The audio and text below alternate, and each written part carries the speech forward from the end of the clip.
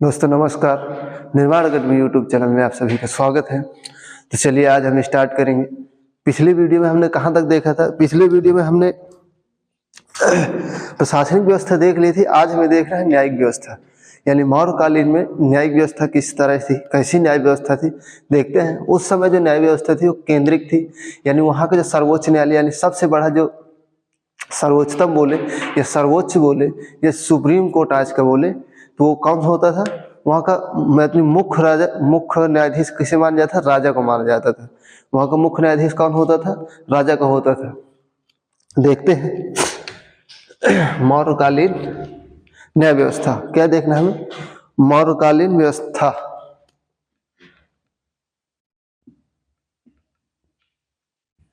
न्याय व्यवस्था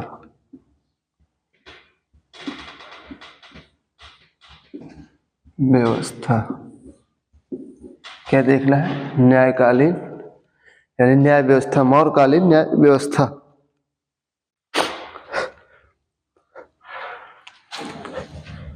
लिखते हैं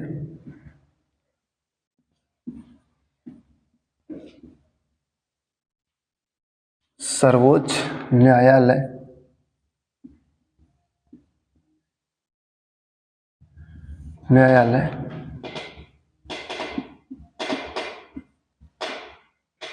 अंतिम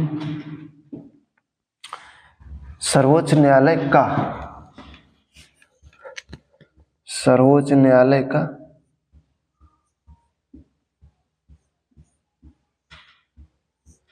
अंतिम निर्णय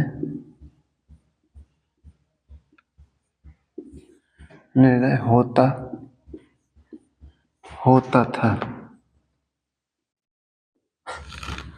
यानी सर्वोच्च न्यायालय का अंतिम निर्णय होता था, यानी कि सर्वोच्च न्यायालय में कौन निर्णय करता था? राजा करता था। और राजा जो निर्णय देता था वो सबसे लास्ट होता था, उसके बाद उसमें कोई शोध नहीं होता था। यानी कि सबसे बड़ा निर्णय सर्वोच्च न्यायालय। तो इसमें न्यायाधीश कौन होता था? इसमें न्याय कौन करता था? राजा करता था। सर्वोच्च न्यायालय का अंतिम निर्णय होता था, यानी इसमें निर्णय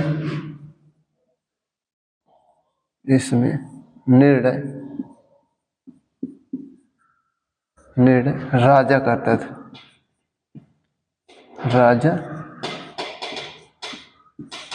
था। यानी राजा का जो निर्णय होता था वो सबसे अंतिम होता था।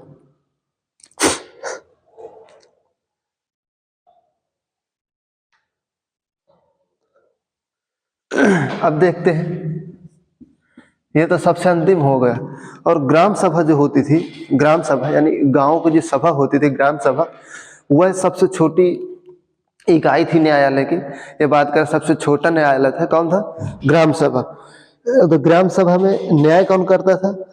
ग्राम सभा जो थी वो सबसे छोटा न्यायालय था। वहां पर न्याय कौन करता था? वृद्ध लोग करते थे, यानी जो ग्राम के जो सयाने यानी बड़े व्यक्ति होते थे, जो बुजुर्ग होते थे, वही लोग मिलके न्याय करते थे ग्राम सभा में। तो लिखते हैं इसको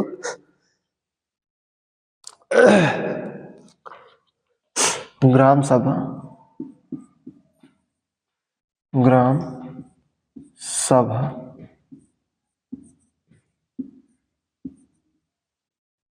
सबसे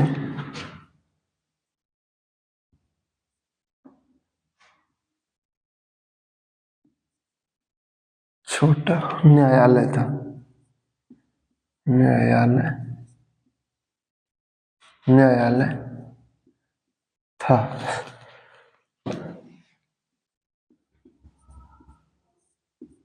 गांव के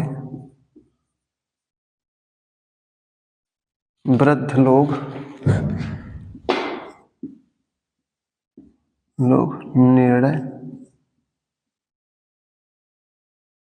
करते थे।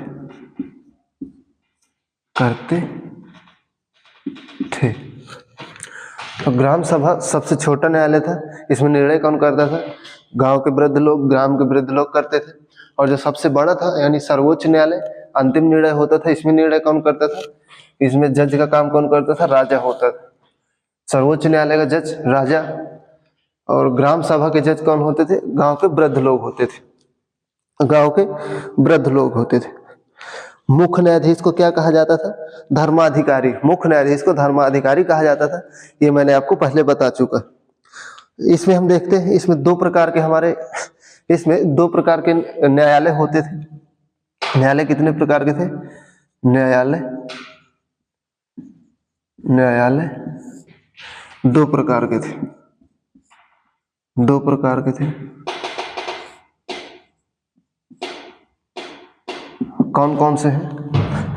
तो जो पहला है हमारा, एक है धर्मस्थली। कौन है? धर्मस्थली। और दूसरा जो है हमारा कंटक शोधन। कौन सा है? एक धर्मस्थली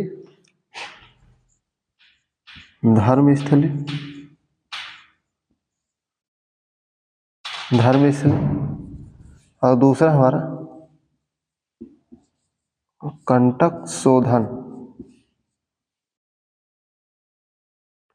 कंटक शोधन। एक है धर्मस्थली, दूसरा है कंटक शोधन। धर्मस्थली जो होता था, ये कैसे केस देखता था? दीवानी। ये दीवानी मामलों को देखता था। दीवानी मामलों को देखता था।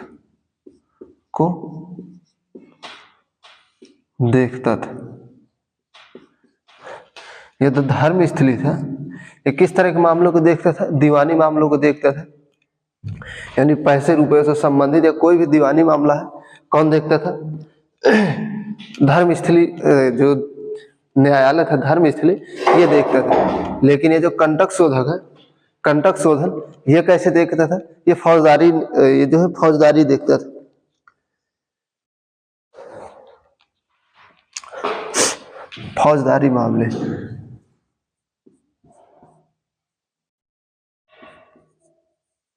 फौजदारी मामले, मामलों को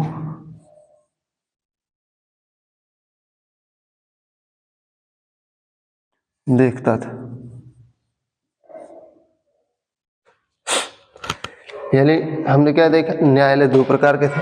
पहला धर्मस्थली, ये दीवानी मामलों को देखता था। यानी पैसा रुपया कोई उस तरह का झगड़ा छोटा मोटा ये देखते। दीवानी मामले।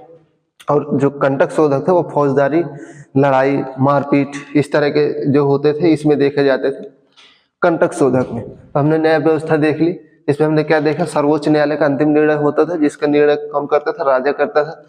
और सबसे छोटी इकाई थी, यानी सबसे छोटी सभा बात करें, सबसे छोटी इकाई बात करें न्याय व्यवस्था की, तो ग्राम होता था। इसमें कौन निर्णय करता था? इसमें गांव के वृद्ध लोग करते थे। और हमने देखा न्यायालय दो प्रकार के थे। धर्मस्थली जो दीवानी मामलों को देखता था, कंटक शोधन ये फौजदारी मामलों को देखता था। और हमने ये पहले ही पढ़ चुके हैं कि मुख्य न्यायाधीश को धर्माधिकारी कहा जाता था। यानी जो इनमें जो न्यायालय में जो बैठते थे उन्हें क्या कहा जाता था? धर्माधिकारी कहा जाता था। चलिए अब इसके आगे हम देखते हैं। इसके आगे हमें क्या देखना है? गुप्तचर व्यवस्था। कल हमने देखा था कि गुप्तचर कितने प्रकार के थे। तो इस समय गुप्तचर दो प्रकार के थे। गुप्तचर कितने प्रकार के थे? दो प्रकार के थे। एक तो संस्था थी, यानी जो स्थायी रहते थे, जो कहीं पर भी रह के अपना गुप्तचर करते यानी कार्य करते थे। और एक जो थी चलायमान, वो थी इधर उधर घूम घूम के गुप्तचर अपना काम करते थे। तो देखते हैं गुप्तचर व्यवस्था। क्या देखना है हमें? गुप्तचर व्यवस्था।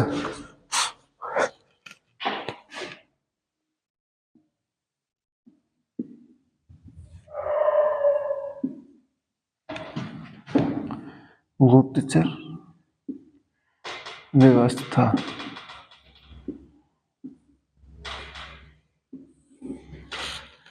क्या देखना है? गुप्तचर व्यवस्था। तो गुप्तचर व्यवस्था में हम देखेंगे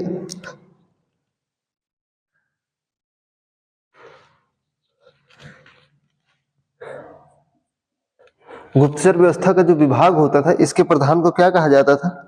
इस विभाग के प्रधान को महामात्य प्रसर्प कहा जाता था। क्या कहा जाता था? महामात्य प्रसर्प। इस विभाग के प्रधान को महामात्य महामात्य प्रसर्प कहा जाता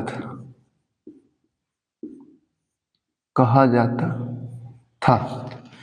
तो गुप्तचर के जो इसी गुप्तचर विभाग का जो प्रधान होता था यानी मुख्य जो व्यक्ति होता था उसे क्या कहा जाता था? उसे कहा जाता था महामात्य प्रसर्प कहा जाता है। क्या कहा जाता था? महामात्य प्रसर्प कहा जाता था। अर्थशास्त्र में इन्हें क्या कहा गया है? अर्थशास्त्र में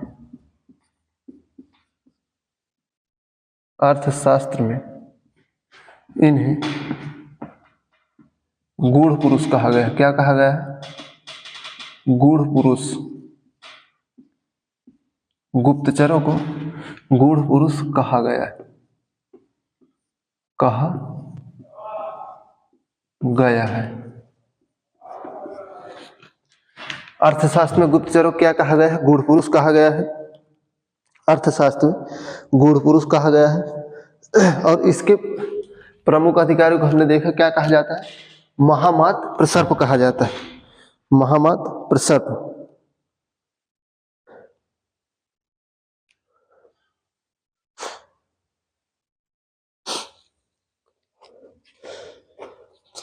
अब हम देखते हैं जो दो प्रकार की इसमें जो हमारी संस्था होती थी। पहली होती थी एक संचार। दो प्रकार के होते थे, पहला संचार, दूसरा कौन होती थी? संस्था। आपको संचार से ही पता चल रहा है कि जो संचार वाले होते थे यानी इसमें जो व्यक्ति होते थे जो गुप्तचर का काम करते थे वो क्या करते थे? इधर उधर जा जाके घूम घूम के गुप्तचर का काम करते थे।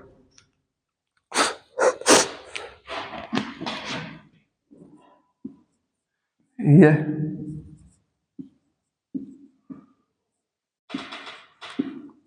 अलग अलग ये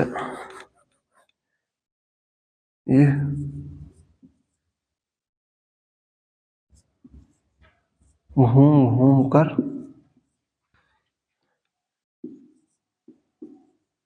कार्य करते थे।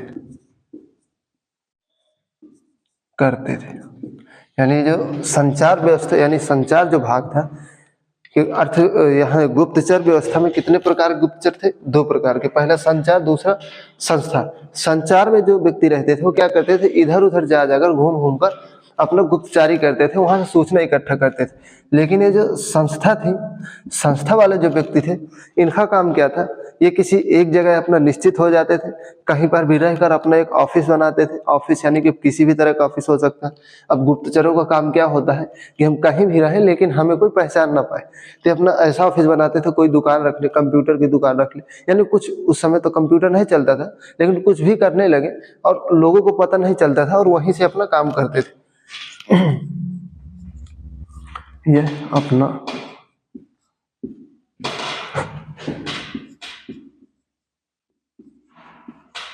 स्थायी होकर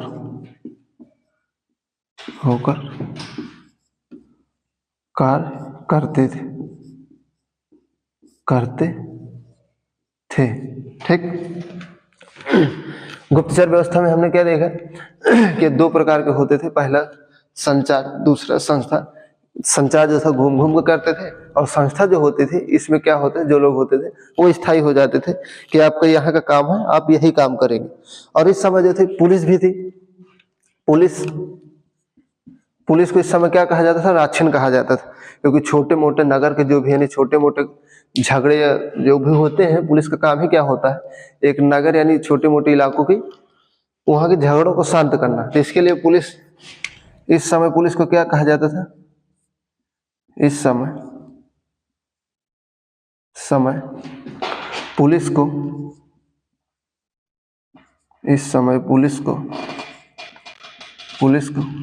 राक्षण कहा जाता था।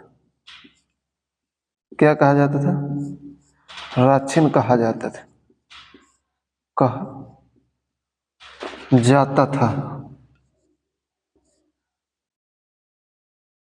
तो मौर्य काल में, यानी मौर्य काल में अगर हम बात करें, पुलिस को क्या कहा जाता था? क्या कहा जाता था? राक्षिन कहा जाता था। पुलिस को इस समय क्या कहा जाता था? राक्षिन कहा जाता था। चलिए अब हम देखते हैं मौर्यकालीन वास्तुकला। मौर्यकालीन वास्तुकला हमने देखा, न्याय व्यवस्था देख ली, गुप्तचर व्यवस्था देख ली, गुप्तचर देख लिया, न्याय व्यवस्था देख लिया, और हमने प्रशासनिक व्यवस्था कल देखा था। तो आज हम क्या देखेंगे? इसके आगे हम देखेंगे मौर्यकालीन वास्तुकला, यानी इस समय वास्तुकला कैसी थी। तो इस समय जो कला थी वह है लकड़ियों के मकान बनाए जाते थे और बहुत अच्छे कारीगर मिलते थे यहाँ पर। यानी बात करें पाटलिपुत्र यानी वर्तमान पटना में, इस समय यानी मौर्य काल के समय, पहले देखा जाए तो जो है वास्तुकला थी, वास्तुकला उसमें से ज्यादातर लकड़ियों की वास्तुकला बनाई जाती थी। लकड़ियों के मकान बनाए जाते थे, मूर्तियां बनाई जाती थी, पत्थरों से काट काट मूर्तियां बनाई जाती थी। तो वही देखना है वास्तुकला हमें। वास्तुकला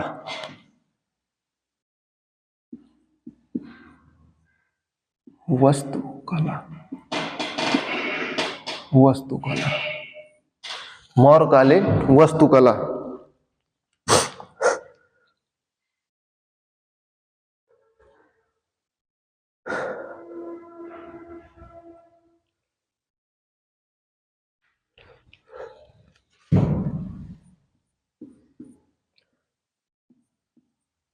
इस समय लकड़ी के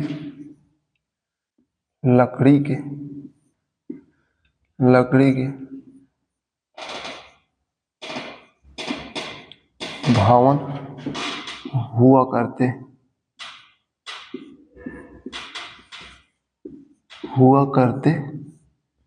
थे। इस समय जो वास्तुकला थी वो कैसी थी? लकड़ी के भवन निर्माण हुआ करते थे, यानी घरों का निर्माण हुआ करता था। कैसे घर? लकड़ी के घर हुआ करते थे। और वर्तमान में अगर देखा जाए तो जो भी कुम्हार होते हैं, ये काम कौन करता है? कुम्हार करते हैं। कुम्हार का काम क्या होता है? एक तो मिट्टी को बनाना, और दूसरी बात मिट्टी के बर्तन, और जो बढ़ई होते हैं वो काम कौन सा काम करते हैं? वो जो घर बना यानी लकड़ी का काम किया करते हैं। कौन करते हैं? लकड़ी का काम कौन करते हैं? वो करते हैं बढ़ई करते हैं। तो इस समय क्या थे? भवन निर्माण कला बहुत अच्छी थी।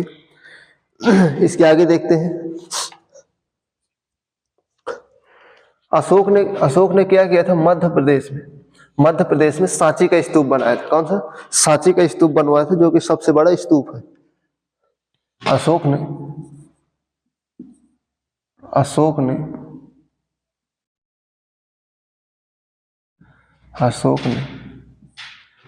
मध्य प्रदेश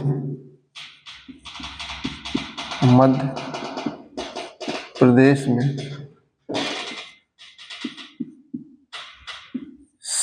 सांची का स्तूप बनवाया था, जो सबसे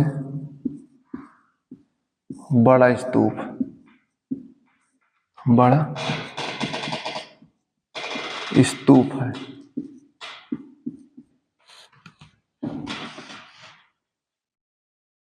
जो सबसे बड़ा स्तूप है। अशोक का सबसे बड़ा स्तूप कौन सा है? सांची का स्तूप। सांची का स्तूप क्या है? स्तूप।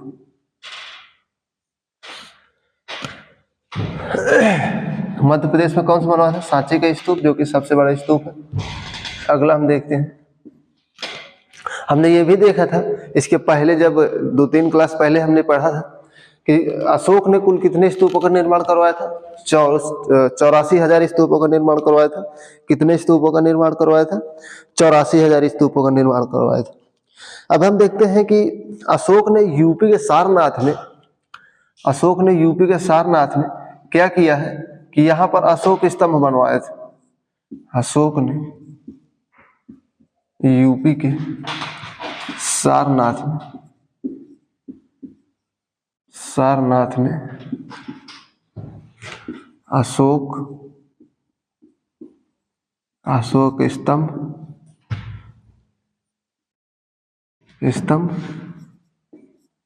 बनवाया। अशोक ने सारनाथ में क्या बनवाया था? अशोक स्तंभ बनवाया था, जिसमें क्या है, 4 शेर होते हैं, एक बड़ा सा पिलर होता है। अगर हम देखें तो इस तरह का कुछ होता है, एक पिलर होता है, यहाँ पर मान लीजिए खड़ा है, फिर इसमें ऐसे होंगे, फिर इसमें जो 4 शेर बने होंगे, एक आपका पीछे हो जाएगा जो कि वो नहीं दिखेगा, एक ये हो जाएगा, एक ये हो जाएगा, और आपको सामने से 3 दिखेंगे, 3 ऐसे आपको दिखेंगे लेकिन पीछे वाला नहीं दिखेगा। यानी 4 शेर एक साथ बनवाया था, जो कि माना जाता है कि एक जंगल में कौन रहता है? एक ही शेर रहता है। लेकिन अशोक ने क्या किया था, ये शांति का यानी एकता का प्रतीक बनवाया था ये अशोक स्तंभ को, जिसमें क्या किया था, 4 शेरों को एक साथ करके उसका निर्माण करवाया था, अशोक स्तंभ का निर्माण करवाया था, जो कि वर्तमान में हमारा क्या है, अहिंसा का सूचक है। यह अहिंसा का सूचक है, अशोक स्तंभ अहिंसा का सूचक माना जाता है, जो कि हमारा राष्ट्रीय चिन्ह भी है। कौन राष्ट्रीय चिन्ह हमारा कौन सा है? अशोक स्तंभ। ये तो आप सभी को पता है, बताने वाली कोई बात नहीं।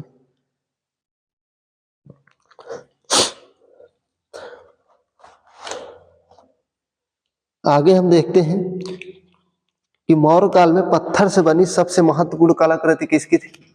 मौर्य काल में पत्थर से बनी सबसे महत्वपूर्ण कलाकृति किसकी थी? यक्ष और यक्षिणी की मूर्ति मिली है। कहाँ मिली है? ये पटना के दीदारगंज में मिली है। मौर्य काल में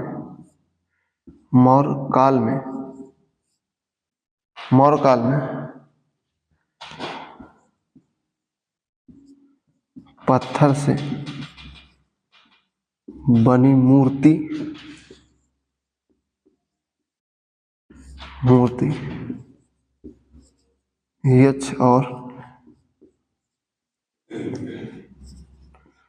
यक्ष और यक्षिणी की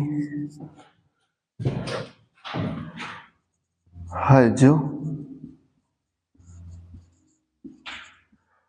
पटना के दीदारगंज से मिली है।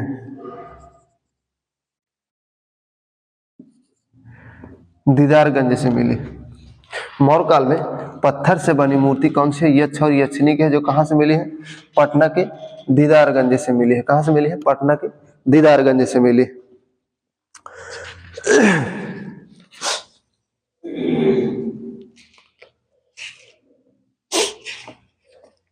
एक पॉइंट और आपको महत्वपूर्ण है इसमें से, कि हमने देखा कि इसमें अशोक काल में यानी मौर्य काल में अशोक ने कई जगह से स्तंभ लेख, शिलालेख यानी आलेख मिले हैं, लेकिन पटना से यानी पाटलिपुत्र में कोई अभिलेख नहीं मिला। लिख लेते हैं,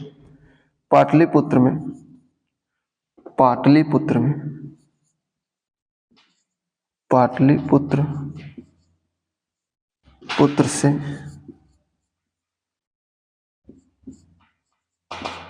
कोई अभिलेख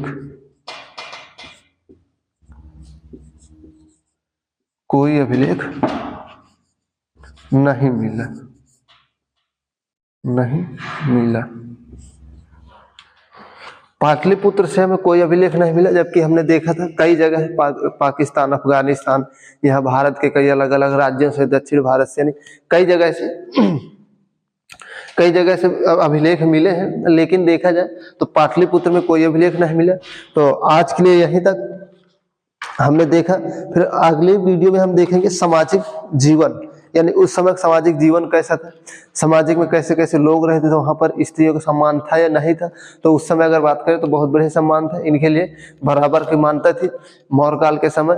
तो इसे हम कल देखेंगे। तो आज के लिए यहीं तक, फिर मिलते हैं आपसे नेक्स्ट वीडियो में। तब तक के लिए जय हिंद, जय भारत।